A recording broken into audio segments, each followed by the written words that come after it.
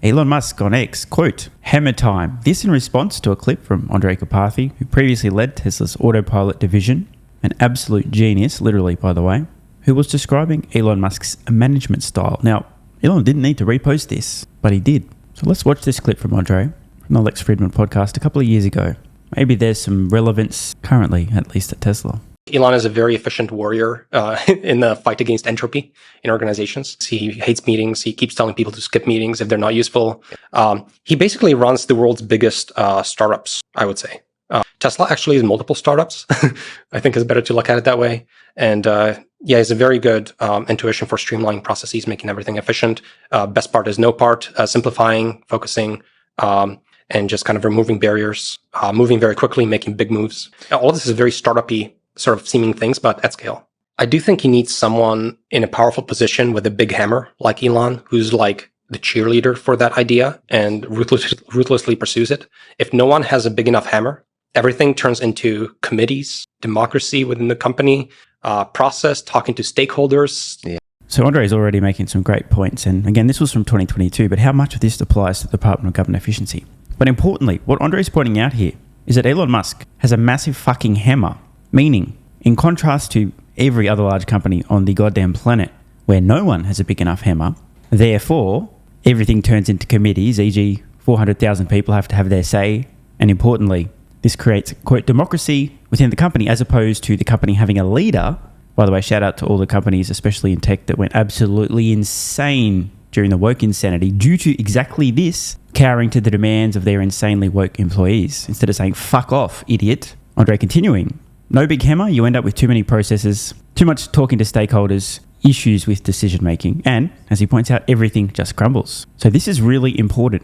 If no one has a big hammer and is willing to make the big decisions, you end up either paralyzed and eventually getting disrupted, moving too slowly, having a competitor eat your lunch, and just plodding along. It just crumbles. Yeah. If you have a big person who is also really smart and has a big hammer, things move quickly. So why did I bring this clip up other than the fact that Elon reposted it today? Well, I'm just kidding. This has absolutely nothing to do with it, but I saw this amazing repost. Some people, I believe, who've been arrested for committing acts of domestic terrorism leveled at Tesla with the, with the caption, Tesla's opposition. I mean, as I said in yesterday's video, sometimes you can, in fact, judge a book by its cover, by the way. Guaranteed, 1, 2, 3, 4. 4 people, 0 father figures in the household growing up. Absolutely certain of that. Now, after that quick detour, reminding you guys again that Musk just reposted this clip of Andrej discussing Elon's big hammer. It's probably a coincidence, but today, this article, which has been reposted by Alexandra, aka Tesla Boomer Mama, which had an article discussing Tesla and a bunch of people essentially suggesting to Elon that he was making a poor decision and he shouldn't make said decision, and Elon essentially saying, get fucked, mate, I've got a big hammer and I'm going to use it. Interestingly enough, Butthurt Patel, formerly of Tesla, was actually speaking with the media about some of the discussions that occurred within Tesla. I mean, call me crazy, but I don't know, is it really appropriate to be discussing this kind of stuff with media outlets who, of course, as we know, lean fairly much to the left and tend to have it in for Elon and Tesla? I would have thought maybe just don't speak to the media. But hey, whatever. I mean, free country. Welcome to share your opinions and thoughts. But imagine you're a future employer of Rohan and you see him discussing things that occurred during internal meetings. Anyway, Alexandra points out that in this article, Rohan and 2 other former employees have been speaking to the media. So, she continues, also proves that Elon makes key decisions, always, and has the so much needed vision against all elements. So this ties in completely, and of course, totally a coincidence, right? But this article just appears same day, this clip of Andrej explaining Elon's big hammer and why it's so important. God, it sounds so fucked up to say that, but anyway. And then Elon reposting with hammer time. Total coincidence, of course, but let's read a bit of this from the very unbiased media. How Elon Musk stopped loving cars and left Tesla in the lurch. By the way, just wanted to remind everybody the world's best-selling car in 23 and 24, and again will be in 25, is made by Tesla. Just saying. Inside Tesla, Musk's lieutenants told him the Robotaxi he championed stood to lose money. He ignored them. Early last year, Elon Musk decided that Tesla wouldn't be an electric vehicle company anymore. I guess the 7+ million Tesla vehicles currently on roads have left the chat, and the 1.5, 2 million they'll put on roads in the next 12 months have also left the chat. It would keep making cars, but not the new mass market model that investors, many Tesla fans and his senior advisors were asking for. By the way, again, just a quick side note, we do know the more affordable Tesla vehicles, the first of which, a watered-down Cybertruck, has just appeared. There'll be an equivalent sedan and SUV with 80% of the bang for buck of a Model 3 or Y. Some of the high-end luxury features like ventilated seats removed, the rear screen removed to save costs. Very smart strategy. They've just massively refreshed the 3 and Y, pushing them further up. I mean, they're essentially not far off an S and X now, those things, right? Rest in peace, the S and X. And now that Tesla's made so much progress with autonomy, the huge breakthrough, end-to-end, vision only, we talked about this at the time, right? That was a revolution. Prior to then, there were a lot of unknowns about autonomy. How will Tesla solve it? When will they solve it? Are there any roadblocks? But as soon as that rewrite happened, and we saw the capabilities of demo drive around Palo Alto, that was the moment where the path between where Tesla was at and having completely solved autonomy was now finally, completely, clearly, fully illuminated end to end. No more obstacles in the way, just a matter of time. Prior to then, there were still unknowns. It's almost as if Elon thought, oh, okay, well, the path's clearly illuminated now. We can finally go all in on autonomy because we're not going to keep bumping into local maximums. I'm just kidding. Elon doesn't know anything. He should listen to his lieutenants. The article continues. Instead, he would bet the company on artificial intelligence products, which, by the way, just for the record, the potential for the company financially, multiple orders of magnitude greater than just selling electric vehicles, just for the record. On artificial intelligence products like the Robotaxi and humanoid robots. He rejected internal studies. Oh God, internal studies are owed. So again, back to the clip with Andrej Karpathy. It's just so prescient. The timing is just amazing of that repost. Excuse me, Elon, we have done an internal study and we have determined that maybe going all in on Robotaxis is not the best financial decision for us. Look at our study, Elon. I can just say it now. He rejected internal studies produced by his own lieutenants, who questioned the prospects for the Robotaxi and pushed for a new vehicle, the $25,000 crossover SUV for families. Internal studies showed Musk's Robotaxi could lose money for years. Quote, "Is there a mutiny?" A fierce Musk confidant said during the fight over Model 2. Tesla is behind in EV race. What the fuck, dude? This is apparently a takeaway from the internal meeting. What? Tesla is behind in EV race and faces uncertain future as an AI-focused robot company. God. The internal analysis, which hasn't previously been reported, painted a potentially grim picture for the Robotaxi, a driverless EV without a steering wheel, pedals, or rear wheel. By the way, just to be clear, it's great for people within a company to have their ideas and present them to the leader of the company. Go, hey, bro, maybe. But it's also important for the leader of a company to have a big fucking hammer and make decisions and not be a pussy. If you believe in something, go that way. I hear you, I understand you, but nah, get fucked, we're doing this instead. It's kind of like when I first start posting content on YouTube. Oh, bro, stop swearing. Your channel will be, I can't share these videos with my friends if you swear. Thank you for the feedback. I appreciate it, and it has been duly disregarded. I don't give a fuck. I'll keep swearing. Thank you. Musk believed Tesla could sell millions of Robotaxis and earn massive profits. Instead, the analysis showed Robotaxi sales to individuals and for ride-sharing could be only in the hundreds of thousands and the vehicle might never be profitable. The Model 2, as the affordable EV was known outside the company, could sell millions of vehicles for years to come, his lieutenants told him. According to people familiar with the discussions, it would be a hedge against potential big losses on the Robotaxi and would help bankroll Musk's AI ambitions, they said. The two vehicles would even be built on the same platform. Musk said no. Now, by the way, just to be clear, there's nothing wrong with this idea. Inherently, no problem.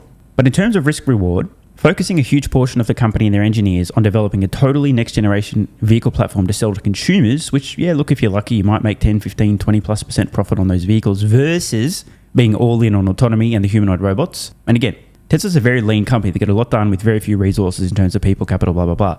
But if Tesla talent, employees, engineers are focused on one problem maniacally, they don't have the capacity to focus on another maniacally. And if they're focusing on two major projects, or even three technically, Robotaxis, humanoid robots, and a more affordable vehicle, like the fully more affordable vehicle, they're not going to hit as much of a home run with autonomy and all the humanoid robots, which, by the way, those two things are very closely intertwined. I think, and I understand this internal study came from folks inside Tesla who are slightly concerned that, well, you know, it's very risky, Elon. Of course, Elon eats risk for breakfast. But Elon's thinking the potential here dwarfs our vehicle business by multiple orders of magnitude. Of course, we should be all in on this opportunity. And of course, I think Elon understands Tesla's dominant lead in terms of AI, autonomy, the strategy a lot better than a lot of the folks, I think, within Tesla. It's going to be pretty hard for Tesla to be losing money on their Robotaxi business for very long. Biggest cost driver, gone. All they need to do is ramp production on these things, saturate a single market, 5, 10, 15,000 vehicles, even in the largest cities in the United States, and they'll own the whole market. And it's hard to see this being much of a drag on the company for more than maybe 12, 18 months at most before they're cranking out crazy profits. In the last week of February 2024, after a couple of years of back and forth debate on the Model 2, Musk called a meeting of a wide range of executives at Tesla's offices. The proposed $25,000 car was on the agenda, a final chance to air the vehicle's pros and cons, the people said.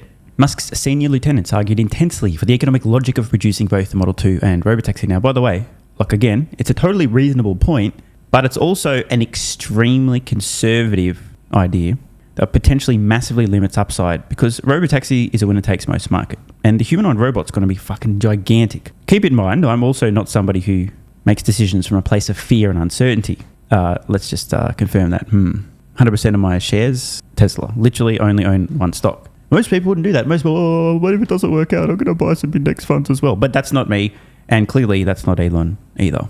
Musk responded, as he had before, with a pitch to cut back some of the features in the Model Y. Oh shit, motherfucker. Well, this is new and juicy, although I said exactly this would happen. I've been saying it for, 6+ months now, talking about Tesla's more affordable vehicles. Motherfucker, look, he said the same shit. So Musk pitched the idea to cut back some of the features in the Model Y. One person paraphrased Musk's word, quote, "Let's just find a way to make the big Model Y more affordable. Wouldn't people buy that?" A staffer responded that you could only get so far by eliminating parts and features of the car. Well, no shit, Sherlock. Bro, this is insane. I mean, I literally called exactly this would happen for the 3 and Y. Those would be the more affordable Tesla vehicles coming in the first half, at least the first of them this year. By the way, they did the same to Cybertruck. This is exactly the point. You don't need the ventilated seats. You don't need the crazy acoustic glass. You can remove a bunch of speakers internally. You can pull out the premium lighting. You don't need the rear screen. Slightly lower performance. I mean, bro, that's a perfect idea because it uses the least possible brain power from Tesla engineers instead of a whole new platform. It'll seamlessly enter production.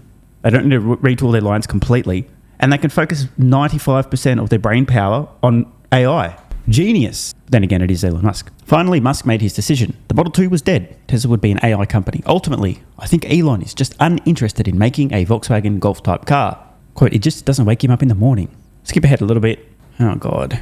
Quote, "We had lots of modelling that showed the payback around FSD and Robotaxi was going to be slow," said Patel, who, by the way, did not appear to be a fan of my successful US presidential election predictions and my methodology, if you know.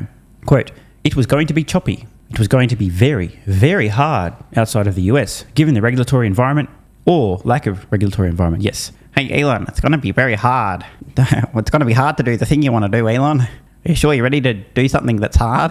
You haven't experienced doing anything that's hard in the past, Elon? It's going to be hard, you know. Musk dismissed the analysis, saying it had missed a clear upside to the Robotaxi. In so many words, he responded that, quote, "The analytical capacity just can't see how compelling this will be." The next big thing, the internal analysis and Musk's reaction to it showed the challenges Tesla faces to make his bet pay off, as well as his habit of swinging around his gigantic hammer, aka his habit of making big decisions based on instincts that often, but not always, pay off. Skipping ahead a bit more, according to this very legitimate, not fake news article, Musk's decision left the company with a tired lineup of vehicles. Like the recently refreshed 3 and Y, both selling like hotcakes, and the Cybertruck. Especially Chinese EV makers release dozens of often flashier and less expensive models that somehow miraculously still haven't dethroned Tesla's Model Y as the world's best-selling vehicle. Backlash from Musk's political activities, slashing the federal government. Now, can we be clear? Discovering and ending fraud within the federal government and backing right-wing parties abroad is putting further pressure on the company. Oh, God. So you guys can, I'm sure, look up the whole article if you want to read it in full. I just thought it was very interesting to share these insights, all tying into Elon having a big fucking hammer and using it. One post today from Elon, totally, again, a massive coincidence. The official Tesla account posts, "One day, it'll drive itself right to your house." This included the video showing Tesla's vehicles driving themselves out of the factory, just having been produced. Kind of crazy.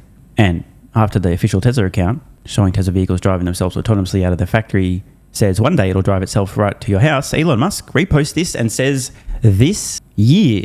Now, look, call me crazy. As valid as the ideas and suggestions from within Tesla, some of the executives, "Hey, Elon, you could make a more affordable vehicle as well." That's a valid point.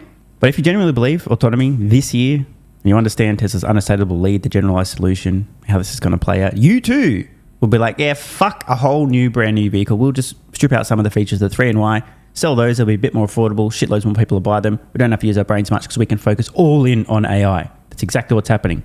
Don't say I didn't warn you, motherfuckers. Want more content? Early access? Bunch of perks? Click the links in the pinned comment.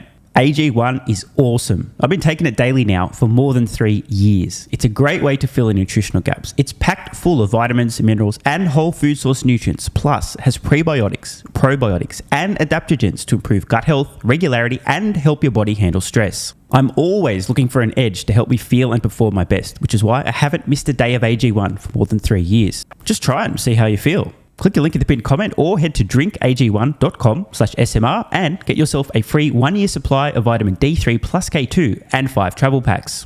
This is what viewers of the channel had to say after trying AG1. I feel like I have a lot more energy since I started on AG1. Just got my AG1 in the mail, legit feeling the effects after day 3. 3 months ago, I started AG1 and have been enjoying the evenness of alertness and energy that lasts the day. I just started the wife on it too. Are you convinced yet? I mean, hey, it's worth trying, right? Click the link in the pinned comment or head to drinkag1.com/SMR, or I can keep going. This viewer, after about a month on AG1, definitely a lack of fatigue in the afternoon. Pleasant side effect is that my coffee intake has imploded and is almost down to 0. One more? Yeah, why not? I honestly feel younger and will be continuing to use AG1. This stuff really is crazy good. I didn't think it would be, but this stuff is awesome. It really is what everyone is saying. One more? Don't mind if I do. I've just received my 3rd month supply. I've drank it every day. I have so much energy throughout most of the day. I'm productive, started a new business, started socializing, refurbished a boat. It's no coincidence. Thank you for your persistence, your integrity, and your insights. Now look, these are not my words. These are not my testimonials. This is what you guys and girls are saying. Maybe it's 100% placebo effect. But even if that's the case, I think it's money well spent. Click the link in the pinned comment or head to drinkag1.com/SMR and get yourself a free 1-year supply of vitamin D3 plus K2 and 5 travel packs.